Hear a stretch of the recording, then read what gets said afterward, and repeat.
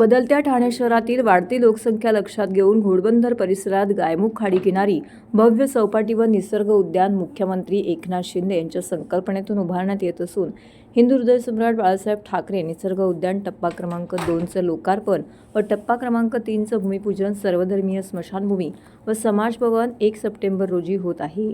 शहर स्वच्छ सुंदर मुख्यमंत्र्यांचे शहर बनवण्याचा प्रयत्न आहे. त्या कामाचा पाहणी दौरा आमदार प्रताप सरनाईक व ठाणे महानगरपालिका आयुक्त सौरभ राव यांनी केला आहे. वाढती लोकसंख्या लक्षात घेता शहरात सर्वधर्मीय नागरिकांची मागणी स्मशानभूमी कब्रस्तानसाठी होती आणि त्याचसाठी मी स्वतः माझ्या मालकीची जागा ठाणे महानगरपालिकेला हस्तांतरित करून या ठिकाणी सर्वधर्मीय स्मशानभूमी उभारण्यात येत आहे. येथे गॅस दाहिनी व अंत्यसंस्कार करण्याची व्यवस्था करण्यात येणार आहे. त्यासोबतच मुस्लिम, ख्रिश्चन, बोहरी धर्मीय, लिंगायत समाज, जैन समाज यांच्यासाठी सुद्धा योग्य ती स्वतंत्र व्यवस्था या ठिकाणी करण्यात आलेली आहे. विशेष म्हणजे शहरातील प्राणीमित्रांची मागणी होती त्यानुसार पाळीव प्राण्यांवरती अंत्यसंस्कार करण्यासाठी या ठिकाणी स्वतंत्र व्यवस्था करून दिली जात आहे. एकनाथ शिंदे साहेबांनी महापालिकेचे आयुक्त श्री सौरभ राव आणि ह्या भागाचा लोकप्रतिनिधी म्हणून मला स्पष्टपणे सांगितलेलं आहे की गेल्या अनेक वर्षापासून ठाणे शहरामध्ये विविध समाजाची लोकं राहतात. त्यात ख्रिश्चन समाज आहे, मुस्लिम समाज आहे, हिंदू समाज आहे, लिंगायत आहे, जैन धर्मगुरू आहे. काही प्राणीमित्र संघटना होत्या, त्यांनी मागणी केली होती की त्यांच्या जे पाळीव प्राणी आहे त्यांच्यासाठी सुद्धा अंत्यविधीची व्यवस्था करावी आणि त्यामुळे शिंदेसाहेब ह्या सगळ्या गोष्टींमध्ये फार पुढाकार घेत असतात. त्यांनी ह्या परिसरामध्ये जी माझी जागा होती ती कॉर्पोरेशनला आम्ही हँडओव्हर केली आणि स्वतः कन्स्ट्रक्शन TDRच्या माध्यमातून आमच्या कंपनीच्या माध्यमातूनच मी हे सर्वधर्मीय स्मृती उद्यान बनवून देतो आहे. लवकरच ते पूर्णत्वास येईल, म्हणजे वर्षभराच्या कालावधीमध्ये पूर्ण व्हायला पाहिजे असं मला वाटतं. मध्यंतरीच्या काळामध्ये काही स्थानिक लोकांनी विरोध केला होता म्हणून ते काम थांबलं होतं. पावसामुळे थोडंसं गती मंदावली होती, परंतु आता फार मोठ्या प्रमाणात कामाला सुरुवात झालेली आहे आणि लवकरच हे स्मृती उद्यान जे आहे ते महानगरपालिकेच्या माध्यमातून सर्वसामान्य जनतेसाठी खुली होईल. ची तयारीच्या निमित्त माननीय मुख्यमंत्री महोदयाने दोनदा बैठका घेतली आहेत. आज सुद्धा माननीय पालकमंत्री महोदय यांच्या अध्यक्षतेखाली जिल्हाधिकारी कार्यालयामध्ये या विषयाबद्दल बैठक आहे. महानगरपालिकेमार्फत जे काही तयारी आम्हाला करायची आहे, अर्थात गणेश मंडळांना पटापट परवानग्या देणे, ऑनलाईन पद्धतीने सिंगल विंडो सिस्टम करणे, ज्यामध्ये MSEB आणि पोलीस डिपार्टमेंट यांच्याबरोबर ऑनलाईन पद्धतीनेच समन्वय ठेवणे, जेणेकरून ॲप्लिकंट जे आपले गणेश मंडळ आहे त्यांना वेगवेगळे ठिकाणाला जाण्याची आवश्यकता पडणार नाही, ती व्यवस्था आपण केली आहे. काल संध्याकाळपर्यंत आम्हाला 214 ॲप्लिकेशन्स प्राप्त झालेले होते परवानग्यांचे. त्यापैकी 184 ॲप्लिकेशन्स आपण 3 दिवसाच्या आत परवानगीही दिलेला आहे. विसर्जनाचे घाटांची व्यवस्था, तिथे स्वच्छ पेयजल, तिथे शौचालयाची व्यवस्था, फिरते आपले विसर्जन स्थळ, यावेळी आपण तीसुद्धा संकल्पना आपण अंमलीभूत आणण्याचा प्रयत्न करत आहोत. पर्यावरणच्या दृष्टीने जे काही तयारी आपल्याला करायची ती आपण सगळी केलं आहे. आपल्याला कल्पना असेल की आता पावसाचा थोडासा जोर कमी झालेला आहे. पावसाच्या दरम्यानसुद्धा मॅस्टिक वापरून माननीय मुख्यमंत्री महोदय यांच्या निर्देशाप्रमाणे जे क्विकली रिजिड होणारा आपला मटेरियल असतो, ज्याला आपण फास्ट रॅपिड हार्डनिंग मटेरियल म्हणतो, तो वापरूनसुद्धा आपण अनेक ठिकाणावर खड्डे बुजवला आहे आणि त्याचा परिणाम खूप चांगला राहिला आहे. महाराष्ट्रातील भगिनींना आधार देणारी राज्य शासनाची मुख्यमंत्री माझी लाडकी बहीण योजना. या योजनेअंतर्गत अल्प उत्पन्न गटातील 21 ते 65 वयोगटाच्या भगिनींना मिळणार दरमहा 1500 रुपयांची मदत. अर्ज करण्यासाठी 31 ऑगस्ट 2024 पर्यंत मुदतवाढ. कुटुंबाचं वार्षिक उत्पन्न 2.5 लाख रुपयांपेक्षा कमी असलेल्या महिला पात्र. कुटुंबाकडे पिवळं किंवा केशरी रेशन कार्ड असल्यास उत्पन्नाचा दाखला आवश्यक नाही. पांढरं रेशन कार्ड असेल किंवा रेशन कार्ड नसेल तर कुटुंबाचं वार्षिक उत्पन्न 2.5 लाखांपेक्षा कमी असल्याचा दाखला आवश्यक. योजनेसाठीचा ऑनलाईन अर्ज नारी शक्ती दूत ॲपवरून किंवा पोर्टलवर भरता येईल. ज्या भगिनींना ऑनलाईन अर्ज भरता येत नसेल त्यांच्यासाठी अंगणवाडी, ग्रामपंचायत, वॉर्ड ऑफिस, सेतू सुविधा केंद्रामध्ये किंवा आशाताई बचत गटाच्या CRP यांची मदत उपलब्ध. आता आपल्याला अभिमानानं म्हणता येईल, सुखी आणि सुरक्षित आहे माझी लाडकी बहीण.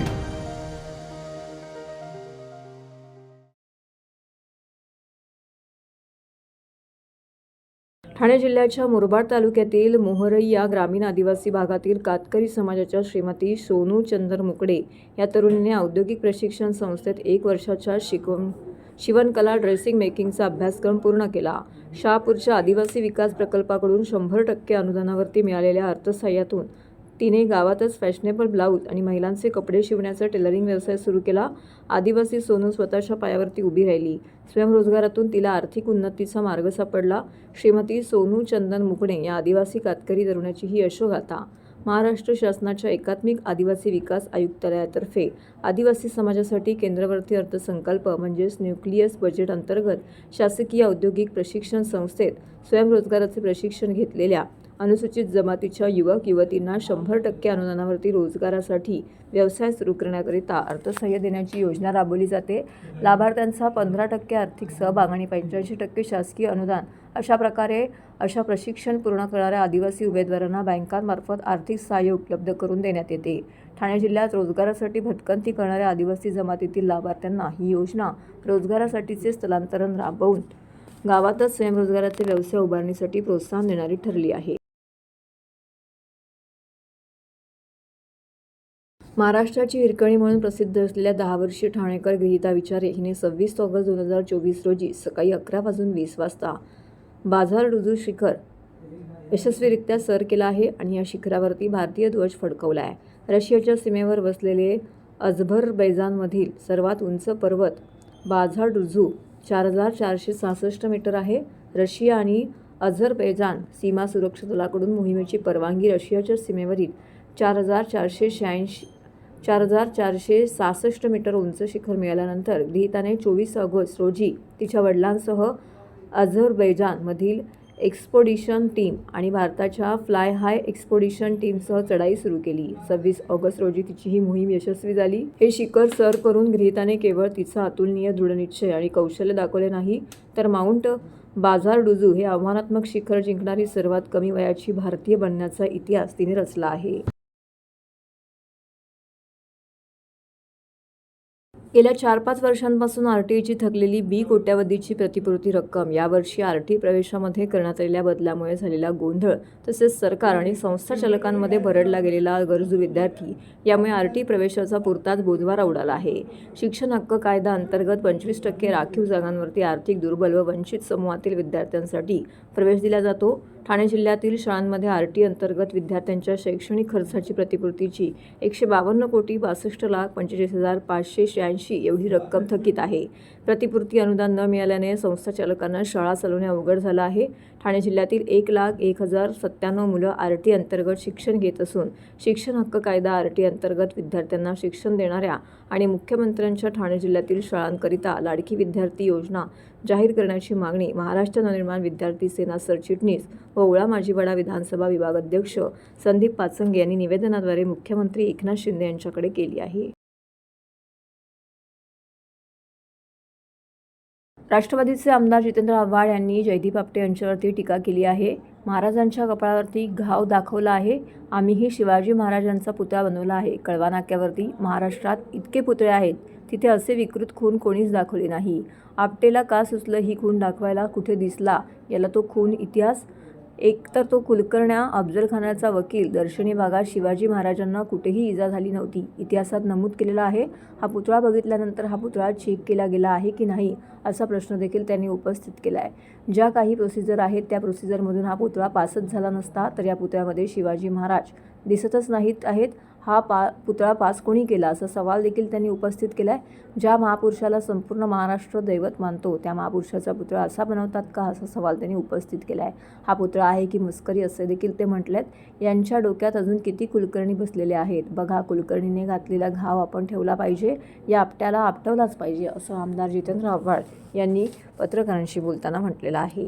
हे बघा, जयदीप आपटेचं ट्विट आहे हे बघा. तो म्हणतो सुरेख, त्यांचा मित्र आहे कोणतरी आनंद सहस्त्रबुद्धे, सुरेख मस्त डिटेलिंग केलं आहेस. महाराजांच्या डोक्यावर घावाची खून पण शिल्पात दिसत आहे. मग जयदीप आपटे म्हणतो पहिलाच आहेस ज्यांनी हे ओळखले आहे.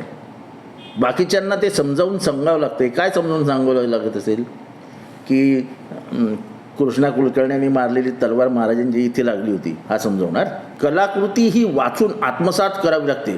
काही गुरुजन तसेच सिद्धार्थ तुझ्यासारखे मित्र हे समजून सांगतात, त्यातनं तुझ्या हे शिकता येतं. आता हे सगळं शिकल्यानंतर हा त्यांचा पुतळा महाराजांचा. हा महाराजांच्या पुतळ्याच्या बरोबर इथे त्यांनी गाव दाखवलाय. मी स्वतः शिवाजी महाराजांचा पुतळा बनवलाय, कळवा नाक्यावर उभा आहे. हे कुठे कोणत्या म्हणजे महाराष्ट्रात एवढे पुतळे आहेत शिवाजी महाराजांचे, तिथे हा अशी विकृत खून कोणीच दाखवले नाही. आपट्याला काय सुचलं हे खून दाखवायला? कुठे दिसली याला खून आजपर्यंत इतिहासात? एक तर तो कुलकर्ण्या अफजल खानाचा वकील, आणि दर्शनी भागात कुठेही महाराजांना इजा झालेली नव्हती हे इतिहासात नमूद केलेलं आहे. हे बरोबर ती अशी खून अशी मोठा टेंगुळ आल्यासारखं दाखवलं आहे.